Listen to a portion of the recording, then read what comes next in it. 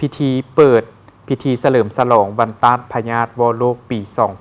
2025 ภายใต้คำขวัญพวกเจ้าพวกเฮาและทุกคนในสังคมร่วมแรงร่วมใจกันต้านพยาธิวพิธีเฉลิมฉลองวันต้านพยาธิวโรคประจำปี 2025 ได้จัดขึ้นในวันที่ 17 ตุลา 2025 อยู่ที่โรงเรียนปฐมสมบูรณ์ธานาแรงเมืองหาดทรายฟองนครหลวงเวียงจันทน์โดยการเข้าร่วมของดร.สุภาวรรณแก้ววิไลวงศ์รองหัวหน้ากรมเลี้ยงสัตว์และการประมงท่านนางดร.รัศมีวงศ์คำสาวรองหัวหน้ากรมควบคุมพยาธิติดต่อท่านคำแก้วมหาไซรองประธานคณะกรรมการปกครองเมืองหาดทรายฟองในพิธีได้รายงานย่อเกี่ยวกับสภาพการกะเกียมพิธีเฉลิมฉลองวันต้านพยาธิวโรคคือวันที่ 28 กันยาประจำปี 2025 ให้ฮู้ว่ากรมเลี้ยงสัตว์และการประมงกระทรวงกสิกรรมและสิ่งแวดล้อมได้รับเกียรติเป็นเจ้าภาพร่วมกับกรมควบคุมพยาธิติดต่อกระทรวงสาธารณสุขแผนกกสิกรรมและสิ่งแวดล้อมนครหลวงเวียงจันทน์โดยการสนับสนุนจากบรรดาองค์การจัดตั้งสากลและครูร่วมพัฒนาต่างๆจัดพิธีเฉลิมฉลองวันต้านพยาธิวโรคประจำปี 2025 ขึ้นพยาธิวแม่นพยาธิติดต่อร้ายแรงซึ่งได้ถูกค้นพบประมาณ 4,000 กว่าปีมาแล้ว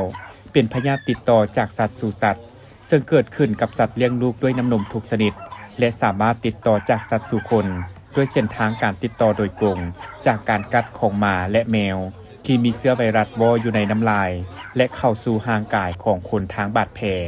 พิธีเฉลิมฉลองวันต้านพยาธิวโรค 28 กันยาแม้นได้เริ่มต้นขึ้นตั้งแต่ปี 2007 เป็นต้นมา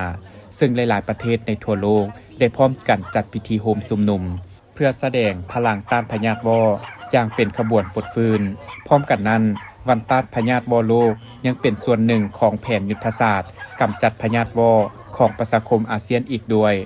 สำหรับอยู่ลาวการเฉลิมฉลองวันต้านพยาธิวโรคแม้นได้จัดขึ้นในทุกๆปีซึ่งแม้นกระทรวงกสิกรรมและสิ่งแวดล้อมและกระทรวงสาธารณสุขได้ผลัดเปลี่ยนกันเป็นเจ้าภาพและพิธีเฉลิมฉลองประจำปี 2025 แม้นได้บรรจบครบรอบเป็นปีที่ 18 แล้วพวกเขาได้ถือเอาวันดังกล่าวเป็นเวทีเผยแพร่ข้อมูลข่าวสารและปลูกจิตสำนึกให้ความรู้ความเข้าใจเกี่ยวกับพยาธิวให้แก่ประชาชนทุกชั้นคนโดยเฉพาะแมนผู้เลี้ยงหมาและแมวให้เขาเจ้ามีบทบาทสำคัญในการร่วมมือกับการต้านพยาธิวให้หลายขึ้นจากนั้นก็ได้กล่าวเปิดพิธีอย่างเป็นทางการซึ่งวันต้านพยาธิวโรคเป็นวันสำคัญระดับสากลวันหนึ่ง